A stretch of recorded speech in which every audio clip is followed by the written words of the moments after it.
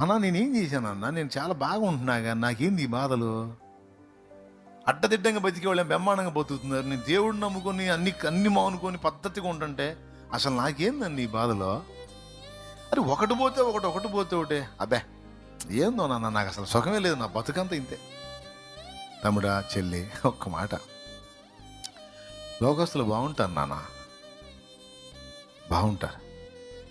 వాళ్ళ పశువులు తప్పక చూలు కడతాయి, ఏంతాయి, వాళ్ళ పంట బాగా పండిద్ది, వాళ్ళు అన్ని విషయాలు బాగుంటారు. ఎందుకంటే వాళ్ళు కాలు జారే చోటు ఉన్నారు, నాన్న.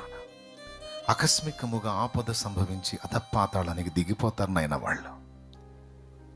వాళ్ళు దేవుణ్ణి తిరస్కరించారు, వ్యతిరేకించారు, అడ్డదిడ్డంగా బతుకుతున్నారు, నువ్వు చెప్పినా వినట్లేదు, కానీ బాగున్నారు. కానీ నీకు తెలుసా వాళ్ళ కాళ్ళు ఎక్కడున్నాయో? పాతాళ పంచునున్నాయి, అడుగు జారు స్థలమందు ఉన్నాయి. కానీ నీ పాదాలు ఎక్కడున్నాయి తెలుసా? ఆయన అరచేతుల్లో ఉన్నాయి. నువ్వెక్కడున్నావు తెలుసా?